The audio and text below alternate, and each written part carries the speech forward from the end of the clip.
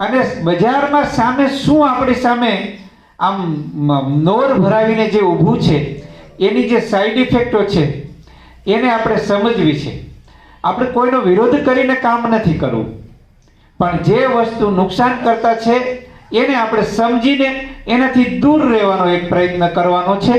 એ વાત આજે બપોર સુધીના 2 સત્રમાં આદરણીય સાવલિયા સાહેબ આપણને સમજાવે છે. બપોરના ભોજન પ્રસાદ પછી પણ આપણે સાંજ સુધીનું પૂર્ણકાલીન આજના દિવસનું આપણું આ બેઠક રાખવામાં આવી છે, જેમાં તમારા બધાના પણ અનુભવો તમને સવારના સત્રમાં એટલે કે અત્યારના સત્રમાં જે રમેશભાઈ સાવલિયા સાહેબ જે વાત કરવાના છે અને એમાંથી તમને કોઈ પ્રશ્ન થાય એ પ્રશ્નનું સોલ્યુશન પણ આપણે લાવવાનું છે.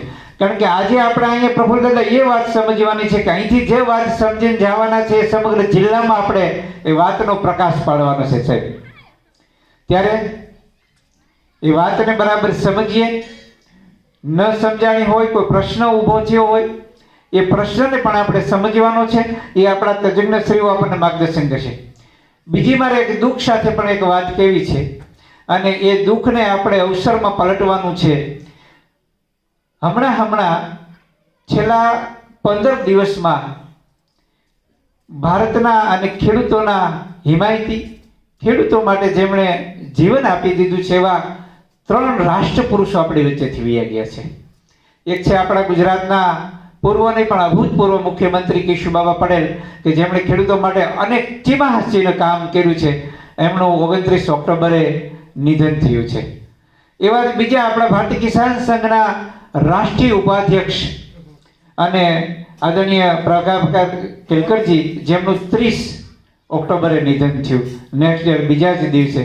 અને બીજા જ એવા આપણા સૌરાષ્ટ્રના જેમની 99 વર્ષની આયુએ નિધન થયું છે. અને આ ભારતના દેશના ખેડૂતોને જેમણે ગાજરના બીજનું એમની 70 વર્ષની તપસ્યાથી એમણે જે બીજ આપ્યું છે દેશી ગાજરનું, જે ખૂબ મીઠા, અને ભારત સરકારે એમને નોમિનેટ કર્યા વગર પદ્મશ્રીનો એવોર્ડ આપ્યો છે. એવા આદરણીય પદ્મશ્રી વલ્લભબાપા પણ આપણી વચ્ચેથી વિદાયમાન થયા છે. એ ત્રણેય મહાનુભાવો આપણી વચ્ચેથી છોડીને ચાલ્યા ગયા છે. એની બહુ મોટી ઊંડી ખોટ પડી છે જે ક્યારેય પૂરાય નહીં. પણ હું આપને પ્રાર્થના કરું છું, માં ભગવતીના ચરણોમાં વંદન કરીને કહું છું, આ 3 મહાનુભાવો આપણને છોડીને ગયા છે. 3 મહાનુભાવોની ખોટ પડી છે.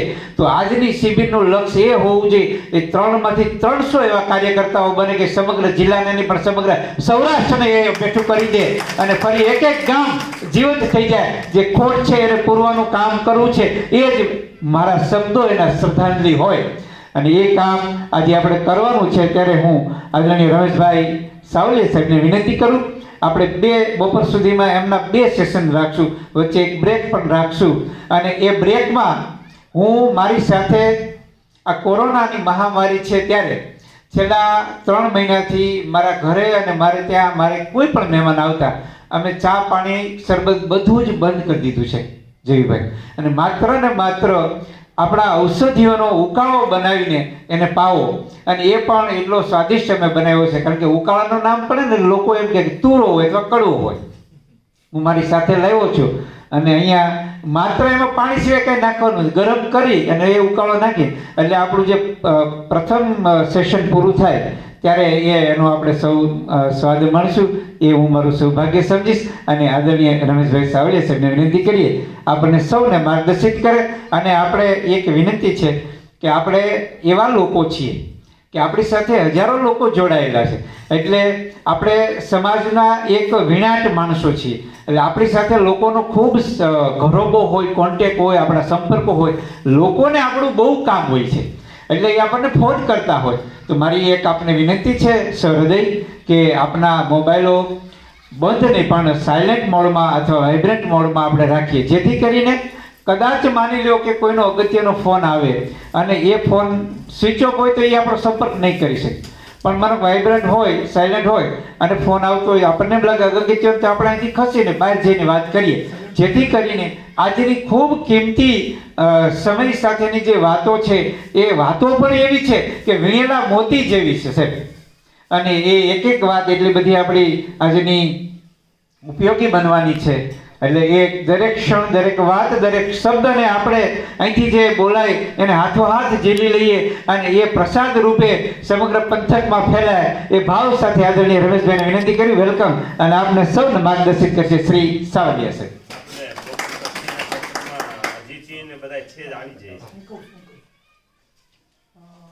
ડૉક્ટર સાવલિયા સાહેબ આપણી પાસે જે વિષય મૂકવાના છે એ આખો વિષય લેખિત સ્વરૂપમાં તમને મળવાનું છે. કોપી મારી પાસે છે, બધાને મળી જશે.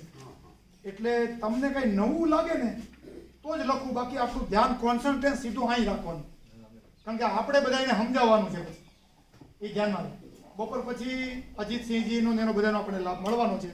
એટલે આમાંથી ખાસ અગત્યનું હોય ને જવું પડે હોય તો રજા લઈને જાજો, એટલે મારી પાસે નોંધ રહે કોણ કોણ નીકળી જાય, એમનું આપણે ભાગી નહીં જાય. કારણ કે પછી પાછળથી અમે તમને મળી નહીં, બાકીનો વિષય તમને પૂર્તતા કરીશું. આપણે આપણા તાલુકામાં કામ કરવાનું છે, અધૂરું નહીં રહેવું છે. એટલે બપોર પછીના વિષયો પણ મહત્વના છે. માત્ર આટલો વિષય મહત્વનો, જવું જ પડે એમ હોય તો પછી રજા લઈને પછી જશું, એમને નહીં જઈએ. વંદે ગો માતરમ. બધાને જય શ્રી કૃષ્ણ. આજના આ મા ખોડલના ખોળામાં આપણે બધા મળ્યા છીએ. જગતના તાત એવા ખેડૂત મિત્રો તેવા પ્રસંગે આપણને ઊભું આપવા માટે ખૂબ જ પ્રવૃત્તિમાં હોય છતાં આપણી સાથે છે એવા શ્રી જયુભાઈ, આપણા બધાના આદરણીય વડીલ, માર્ગદર્શક અને ખૂબ જ ખેડૂતો માટે જેમણે પોતાનું જીવન અર્પી દીધું છે એવા પ્રફુલ્લ દાદા, આપણા કાયમ માટે આપણને આવી રીતના પ્રસંગોમાં માર્ગદર્શન કરતા રહેલા છે એવા આપણા પ્રવીણભાઈ, આપણી સાથે જ છે એવા હમણાં જ નિવૃત્ત થઈ અને હવે એક ઝુંબેશના રૂપમાં લીધું છે એવા ગોવિંદભાઈ, અમારે વાડિયાભાઈ અને ઘણા બધા મિત્રો. તો આપણો આજનો હેતુ એવો છે કે આપણે બધા સર્ટિફાઈડ બીજ છીએ આ સુભાષ પાલેકર પ્રાકૃતિક ખેતીના, અને આજની તાતી જરૂર છે. જ્યારે જ્યારે માનવ સભ્યતા ઉપર આફત આવી છે ત્યારે કોઈને કોઈ એને ઉગારવા માટે મહાપુરુષ આવ્યો છે. જ્યારે આપણા દેશ ઉપર મુગલ સામ્રાજ્ય હતું અને ફરજિયાત બધાનું કન્વર્ઝન હાલતું હતું, એવા વખતે વલ્ભાચાર્ય આવ્યા અને એમણે હવેલી ધર્મ આપ્યો. કારણ કે મોગલો છે એ મંદિરોને ખંડિત કરતા હતા, શિખરબંધ, અને મૂર્તિઓ ખંડિત કરતા હતા અને કન્વર્ઝન કરતા હતા. તો આપણો ધર્મ જળવાઈ રહે એટલે મહાપ્રભુજીએ આપણને હવેલી ધર્મ આપ્યો. એમાં શિખરબંધ મંદિર હોય નહીં અને મોટી મૂર્તિ ન હોય, બાલક કૃષ્ણ હોય, ક્યાંય શોધવા જાય તો ઓલા પાખંડી ઓલાઓને જડે નહીં, અસુરોને. એમ કરીને આપણને બચાવ્યા. એવી રીતે જ્યારે જ્યારે કાળ ધર્મ પ્રમાણે જ્યારે જ્યારે માનવ સભ્યતાને સંકટ આવ્યું ત્યારે આપણને બચાવ્યા છે. આજે મોટું સંકટ માનવ સભ્યતા ઉપર આવ્યું છે એ આ રાસાયણિક ખેતી અને ભોગવાદી જીવન. આપણું ભોગવાદી જીવને આજે પર્યાવરણનો એટલો વિનાશ કર્યો છે કે દિલ્હીમાં હવે રહેવું દોહલું થઈ જાય એવા અત્યારે દિવસો છે. જે એર ક્વોલિટી ઇન્ડેક્સ 20થી 50 હોવો જોઈએ એ આજે 500 પહોંચ્યો છે. 10 ગણી હવા બગડી ગઈ છે. લોકોને ફરજિયાત ઘરમાં રહેવાનું કહેવામાં આવે છે, ઘર બહાર નીકળવું નહીં. આ આપણું જે ભોગવાદી જીવન છે એણે આ પરિસ્થિતિ ઊભી કરી છે. અને બીજી પરિસ્થિતિ ઊભી છે રાસાયણિક ખેતીના લીધે. આપણો ખોરાક ઝેર બનતો જાય છે. જેટલા આતંકવાદીઓ આપણને મારતા નથી એનાથી અનેક ગણા આ રાસાયણિક ખેતી આપણને મારે છે. લાખોની સંખ્યામાં લોકો કેન્સરથી, એટેકથી, ડાયાબિટીસના કોમ્પ્લિકેશનથી મરતા રહ્યા છે. એવા સમયમાં આપણો આપદ ધર્મ છે કે એમાંથી આ માનવ સભ્યતાને ઉગારવી હોય તો એક જ રસ્તો છે જે પાલેકરે ચિંધેલો છે કે આપણે પાછા પ્રાકૃતિક ખેતી તરફ વળીએ. અને એ પ્રાકૃતિક ખેતી તરફ આપણે બધા વળેલા છીએ. હવે આપણે સમાજને, આપણા ખેડૂત સમાજને પાછો વાળવો છે અને એના માટે આપણે કટિબદ્ધ થવું છે. એના માટે આપણા મનને એ રીતે બધી વાતે ક્લિયર કરવું છે કે ભાઈ જે કંઈ પાલેકરની વાતો છે, જે કંઈ એના સિદ્ધાંતો છે એને સમજીને આપણે એના વાહક બનીએ. કહેવત છે કે બોલે એના બોર વેચાય. તો આપણે આ વાતને બોલકા થવાનું છે, આપણે બોલવાનું છે અને લોકોને કન્વિન્સ કરવાના છે. એને આના માટે સ્વીકારે એવા સ્વીકૃતિ એનામાં ઊભી કરવી છે. અને જ્યારે કોઈ પણ વાત કોઈને સ્વીકાર્ય બનાવી હોય તો પહેલો મુદ્દો એ છે કે એ આપણી વાતમાં સામેલ થવા જોઈએ, એકાગ્ર થવા જોઈએ. જે સામે ખેડૂત વર્ગ બેઠો છે તો ખેડૂત વર્ગ આપણી વાતમાં સામેલ કેમ થાય?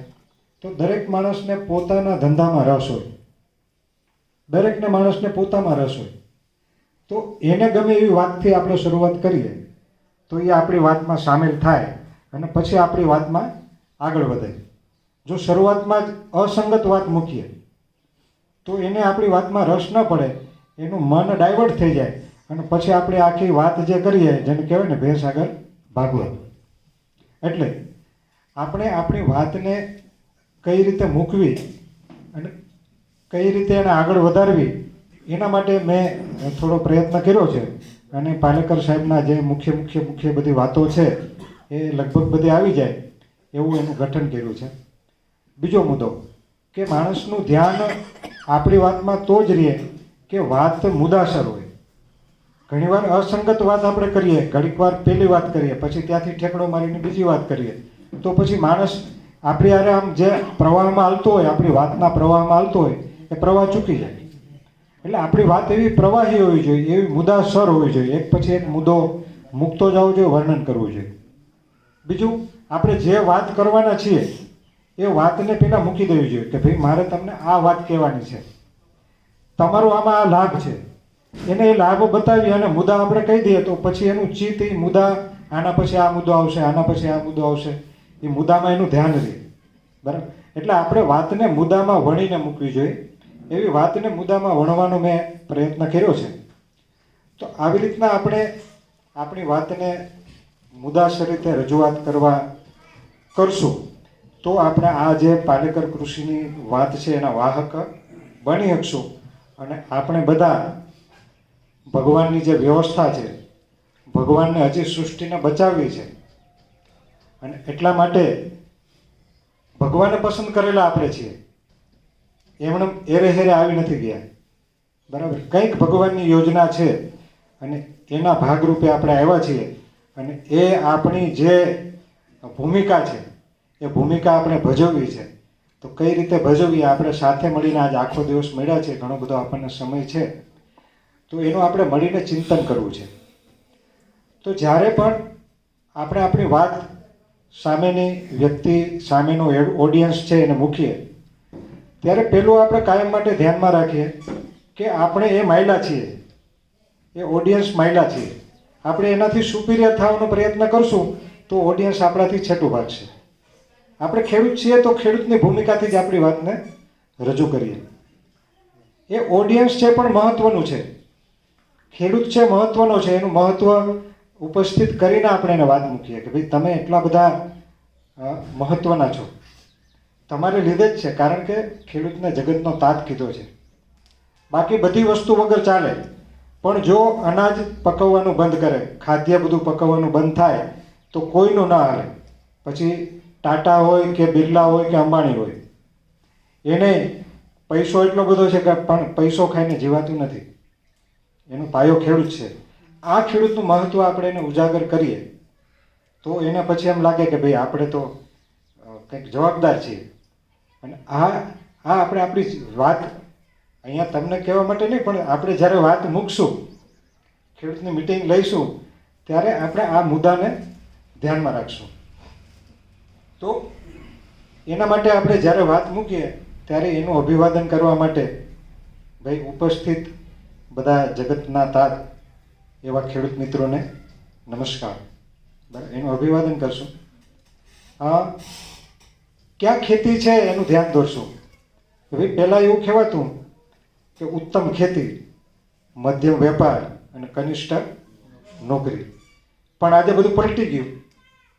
ઉત્તમ નોકરી, વેપાર ત્યાંનો ત્યાં રહ્યો અને કનિષ્ઠ ખેતી થઈ ગઈ. બરાબર.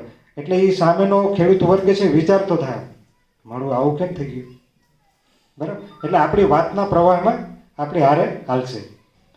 પછી આગળ જે સાંપ્રત પરિસ્થિતિ છે ખેતીની, એની વાત કરીએ કે ભાઈ આજે ખેતીને આબરૂ કેવી થઈ ગઈ. તો કે દરેક ગામમાં જુઓ તો લગભગ 35-40 વર્ષના હજી કુંવારા વાંઢા આપણને જોવા મળે. શું કામે? તો કે ભાઈ ખેતી કરે છે તો દીકરી દેવી નથી. 50 વીઘાનો ખાતેદાર હોય, મકાનની કાંઈ મણા ન હોય, વીઘા એકનું ફળિયું હોય, બરાબર, પણ દીકરી દેવી નથી. સુરતની પછી 10x10ની ઓરડીમાં ભલે રહેતા હોય, બરાબર, પણ કરવું નથી. તો આ ખેતીને આબરૂ કેમ આવી થઈ? એને જરાક મનમાં ઝાટકો લાગશે કે ભાઈ ખેતીની આબરૂ આવી બધી વધી તો હું આવું બધું ખેતીમાં થઈ ગયું, કેમ આવી થયું? તો એ વિચારતો થાય એટલે પણ તરત આગળનો વિચાર મૂકીએ કે ભાઈ ખેતીની આવી દશા કેમ થઈ? તો કે ખેતીમાં આવક ઘટી. આવક ઘટી એટલે આવક ખેતીમાં આવે, ખોટનો ધંધો થઈ ગયો તો કોણ પોતાની દીકરીને આવા ખોટના ધંધામાં આપવાના છે? તો ખેતી ખોટનો ધંધો કેમ બની ગઈ? તો કે રાસાયણિક ખેતીને લીધે આપણા ખેતીના ખર્ચા વધ્યા, ખેતીની ફળદ્રુપતા ઘટી, ખેતી ધીમે ધીમે નિર્જીવ બનતી ગઈ અને એને લીધે એની જે ઉત્પાદક ક્ષમતા હતી એ ગુમાવતા ગયા અને એ એવી ઉત્પાદન ક્ષમતા વગરની ખેતીમાંથી વધારે ઉત્પાદન લેવા હતું વધારે ખર્ચા કરતા થયા, એટલે આવી ખેતીની દશા થઈ. તો હવે આમાંથી ઉગરવું કેમ? એનો ઉપાય શું? એટલે પાછો એ વિચારતો થશે કે ભાઈ કંઈક હવે આમાં ઉપાય લાગે છે તો હવે મારે ધ્યાન દેવું જોઈએ. તો એના ઉપાય છે. પ્રશ્ન સામેના ઓડિયન્સને આપણે આપણી વાતમાં રાખવું છે તો વચ્ચે વચ્ચે પ્રશ્ન મૂકી અને આપણે એની પાસેથી લઈએ એટલે ક્યાંય બેધ્યાન થયા હશે તો એ વિચારતા થાય, બરાબર. તો હું પ્રશ્ન મૂકું કે ખેતીમાં આપણે ખેતી એટલા માટે કરીએ છીએ કે આપણને ખેતીમાંથી આપણી આવક વધે. તો ખેતીની આવક વધારવા માટે આપણે કયા કયા ઉપાય કરીએ છીએ? જે સામે ખેડૂતનો ઓડિયન્સ છે એને પ્રશ્ન મૂકીએ કે ભાઈ ખેતીમાંથી આવક વધારવી હોય તો શું શું કરવું જોઈએ? કયો શું કરવું જોઈએ? કયો? ખર્ચો ઘટાડવો જોઈએ, બરાબર, એક રસ્તો. બીજો રસ્તો ઉત્પાદન વધારવું જોઈએ, બરાબર. હજી એક રસ્તો વધ્યો, હા, ઊંચા ભાવે વેચાણ થવું જોઈએ, આપણા માલના ભાવ ઊંચો મળવો જોઈએ. આ ત્રણેય રસ્તાને આપણે એક હારે અપનાવશું તો આપણને ખેતીમાંથી આવક મળશે, બરાબર. એટલે એના મનમાં વિચાર આવશે કે આ રસ્તા તો છે પણ એ બધું કરીએ છીએ પણ કાંઈ મેળ પડતો નથી. ટેકાના ભાવ હાટું લાઈનમાં ઊભા રહીએ છીએ પણ 25% જ રાખે છે, બાકી તો બધું પાછું બજારમાં વેચવું પડે છે. તો કેમ ભાવ મળતો નથી? વિચાર તો થાય. ઉત્પાદન ઘટાડવા તો ઘણું બળ કરીએ છીએ, ઘણો ખર્ચો કરીએ છીએ, પણ કેમ થાય? એટલે પછી એની જિજ્ઞાસા થાય કે હવે એનું સોલ્યુશન શું? તો આપણે ત્રણેય મુદ્દા મૂક્યા એટલે ત્રણેય મુદ્દા વાતમાં આવશે ત્યાં સુધી એનું ધ્યાન રહે કે ભાઈ એક મુદ્દાથી થયું, હવે બીજો મુદ્દો શું હશે, બીજા મુદ્દાથી કયો, હવે ત્રીજો મુદ્દો શું કયો હશે. તો આપણે એક એક મુદ્દાને એ રીતે ફોડશું. તો પહેલો મુદ્દો ખેતીનો ખર્ચો. તો ખેતીનો ખર્ચો ઘટાડવાની વાત આવી તો એનું ધ્યાન દોરીએ કે તમે કેટલો વધાર્યો ખેતીનો ખર્ચો, કેમ વધ્યો એ ધ્યાનમાં આવશે, તો કેમ ઘટાડવો એ ધ્યાનમાં આવશે. એટલે ખેતી ખર્ચ વધારવાની વાત આપણે ધીરે ધીરે એને કહીએ. એટલે પાછો એક પ્રશ્ન ઊભો કરીએ, હું બધે કરું છું કે ભાઈ એવો કોઈ ખેડૂત આમાં છે કે એણે જ્યારથી રાસાયણિક ખેતીની શરૂઆત કરી જેટલા વર્ષ પહેલાં, તો એણે રાસાયણિક ખાતર પહેલાં શરૂઆત કરી કે જંતુનાશક દવા છાંટવાની શરૂઆત કરી? શેની કરી? આપણે શેની કરી? ખાતર નાખવાની શરૂઆત કરી. હવે એનો ઊંધો અર્થ કાઢીએ તો રાસાયણિક ખાતર જ્યાં સુધી વાપરતા નહોતા ત્યાં સુધી દવા છાંટવાની જરૂર હતી નહોતી. કેટલી બધી પેઢીઓએ ખેતી કરી, ક્યાંય દવા નહોતી, હાઈ ક્લાસ ખેતી થતી હતી. તો એનો અર્થ એમ થયો કે રાસાયણિક ખાતર વાપર્યું એટલે જંતુનાશક દવા છાંટવી પડી. બરાબર? એક સુધારેલું બિયારણ અપનાવ્યું, હાઇબ્રિડ બિયારણ, અને બીજું ખાતર વાપર્યું એટલે આપણે જમીનની જે પ્રતિકાર ક્ષમતા છે એ ઘટી. એટલે એ પ્રતિકાર ક્ષમતા આપણા પાકમાં ઘટી એટલે રોગનું પ્રમાણ વધ્યું. એટલે પછી ફરજિયાત જંતુનાશક દવા આવી. એક ખર્ચામાંથી બીજો ખર્ચો ઉમેરાનો. બરાબર? હવે બે ખર્ચા કર્યા એટલે ઉપયોગી ફંગસ હતી એનો પણ નાશ થયો, એટલે ફૂગજન્ય રોગ આવ્યા. બરાબર? પાછું એમનું ધ્યાન દોરીએ આપણે કે ભાઈ 15 વર્ષ પહેલા કોઈને એમ કહીએ કે ભાઈ મગફળીમાં સુકારો આવ્યો એટલે એ પૂછે કે સુકારો એટલે શું. પણ હવે આજના વર્ષમાં કોઈને પૂછીએ કે સુકારો એટલે શું, કોઈને ચોખવટ કરવી પડે નહીં.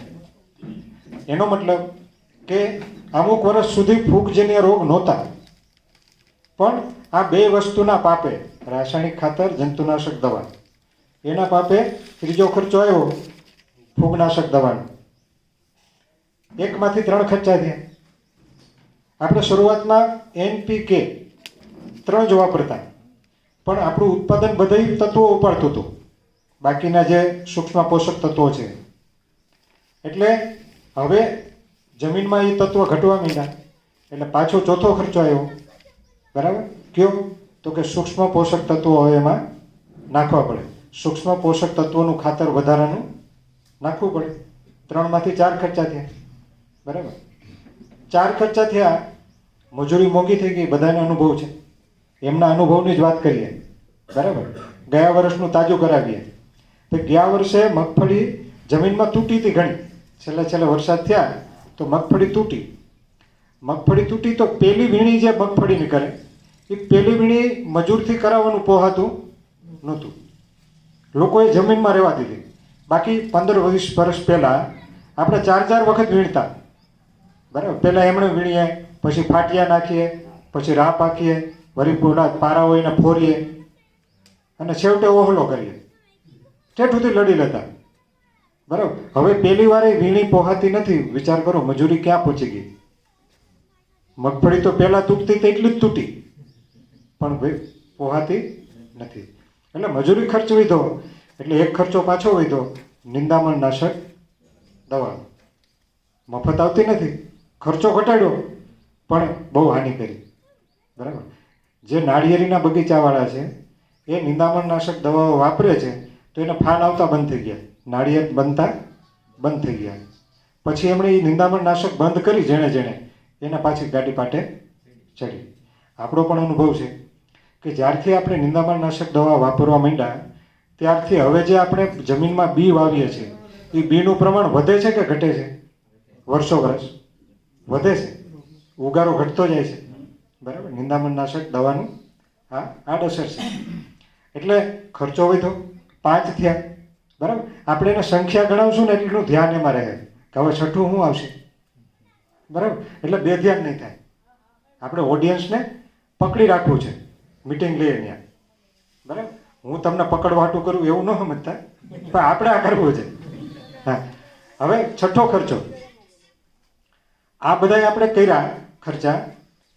રાસાયણિક ખાતર નાખ્યું, જંતુનાશક દવા નાખી, એટલે અંદરની જે જીવસૃષ્ટિ હતી એ મરી ગઈ. એટલે સંતુલિત જે પોષણ મળતું હતું આપણા પાકને એ અસંતુલિત થયું. એટલે આપણા પાકમાં જે હોર્મોન્સ પેદા થતા હતા, જે વિટામિન્સ પેદા થતા હતા, જે ઉત્સેચક પેદા થતા હતા એ બંધ થયા. એટલે પાછો એક ખર્ચો વધ્યો કે હવે ભાઈ તમારે વૃદ્ધિવર્ધક છાંટવા પડશે. હવે ફાલ પકડાવવા હાટું જિબ્રાલિક એસિડ છાંટવો પડશે. ફાલ ખરી ન જાય એટલે હાટું નેપ્થેલિક એસિટિક એસિડ છાંટવો જોઈએ. બરાબર? તમારા ફળ આવ્યો તો એને પકવવા હાટું ઇથેનોલ વાપરવું જોઈએ. એક પછી એક ખર્ચા આવ્યા, કારણ કે જમીનમાંથી પેદા થતું બંધ થયું. બરાબર? એટલે એ ખર્ચા પાછા વધ્યા. કેટલા થયા? હવે ગણવાનું કામ ઓડિયન્સને આપશું. એટલે ધ્યાન રહે એનું. બરાબર? એટલે 6 ખર્ચા થયા. હવે આ 6 ખર્ચા કરીને આપણે હાંસલ કર્યું તો કે ઓલી પોચી રૂ જેવી જમીન હતી, કઠણ પાણા જેવી કરી. એનું ધ્યાન દોરીએ કે 20 વર્ષ પહેલાં યાદ કરો કે બળદની ખેડ આપણે કરતા અને લાકડાનું હળ હતું તો એનાથી ખેતી થઈ જતી હતી. અને હવે 35 હોર્સ પાવરનું ટ્રેક્ટર હોય અને જો જમીન તણાઈ જાય, સુકાઈ જાય તો એ આંટો ફરી જાય. બરાબર, જમીન થોડીક ભીની હોય ભેજવાળી તો હળખેડ થાય, બાકી આંટો ફરી જાય. એવી કઠણ થઈ ગઈ. વચ્ચે થોડી રમૂજ મૂકી દઈએ કે ભાઈ જેમ પેલો વાણંદ છે ને દાઢી પલાળે પછી દાઢી થાય, એમ જમીનને પલાળવી પડે. હવે એવી કઠણ કરી આપણે. એટલે યાંત્રિક ખેતીનો ખર્ચો આવ્યો હાથમાં. બરાબર. પછી એગ્રોવાળાને ખ્યાલ આવ્યો કે આને હજી જમીન પોચી કરવી છે, તો હજી કાંઈક એના ખીચામાંથી નીકળે એવું છે. એટલે કે પોચી કરવી છે ને તો અપસાઇટી લઈ જાઓ. બરાબર, આવે ને કેમિકલ. હા, તો અપસાઇટી નાખો, જમીન પોચી થઈ જાય. મફત આવતું નથી, હાથ ખર્ચા થયા. બરાબર. રાસાયણિક ખેતીએ બીજું હજી જીપ્સમ આવે પોચી કરવા, એ મફત નથી આવતું. ટ્રક ભાડું તો દેવું જ પડે. ઇન્ડસ્ટ્રીનો કચરો એને ત્યાંથી કાઢવો હશે, આપણી ખેતીમાં નાખવો હશે, પણ ભાડું ખર્ચીને, ભાડું આપણા ખર્ચે. તો આ ખર્ચા થઈ ગયા. રાસાયણિક ખેતીએ પાણી બહુ વાપર્યું. બરાબર. બધા જૂનાની યાદી કરાવીએ એટલે એ પાછું યાદ કરતા એનો વિચાર એમાં પાછો જાય કે ભાઈ પેલા ખેતી કરતા હતા તો ઘઉં કેટલા પીએ તે પાકતા, તો કે 5-6 માં પાકી જતા. અને હવે ડબલ ફિગર થઈ ગઈ, 10, 12, 13, 14, 15. જો પ્રગતિશીલ ખેડૂત બરાબર, એટલા પાણ વધારે, પણ મફત થતું નથી. પાણી બહુ ખેંચ્યું, પાણી વધ્યું, પિયત વધ્યા એટલે પાણી ખેંચ્યું, પાણી ગયા ઊંડા. 5 હોર્સ પાવર, એમાંથી 10, એમાંથી 15, એમાંથી 20. અમારા વિસાવદર તાલુકો 20 હોર્સ પાવર પહોંચી ગયો. દાદા ઘણી વાર કહે ને મારા આડા અમેરિકા નીકળે નહીં. હા, એમ થયું. તમારે 25 હોર્સ પાવર પહોંચી ગયા, 25 હોર્સ પાવર પહોંચી ગયા. બરાબર. એવડું મોટું લાઇટ બિલ આવે, એવડી મોટી મોંઘી મોટર આવે, અને એકવાર મોટર બગડે એટલે એક સિઝન ઉપાડી જાય, હે ને?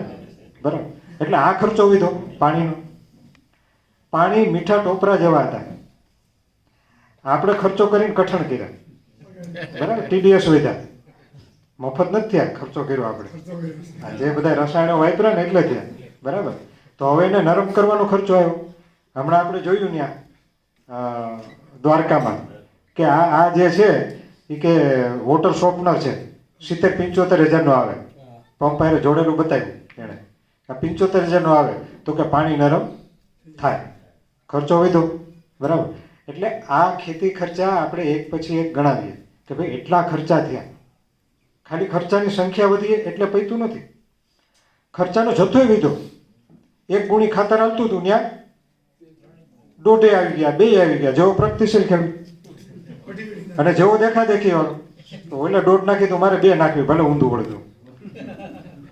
બરાબર. પછી એક ઢાંકણું પંપમાં નાખતા હતા તો કામ પતી જતું હતું. હવે 1/2 લીટર આવ્યા. બરાબર. થોડુંક વેપારીએ વધાર્યું, થોડુંક આપણે વધાર્યું, બાકી હતું તો ભાગ્યવાળાએ વધાર્યું કે જટ લપ મટે, બોટલ પૂરી થાય. બરાબર. વેપારીને સિંગાપુર ફરવા જવું, ટાર્ગેટ પૂરો કરવો, એટલે એણે વધાર્યું. એટલે રસાયણોનો જથ્થો વધતો ગયો.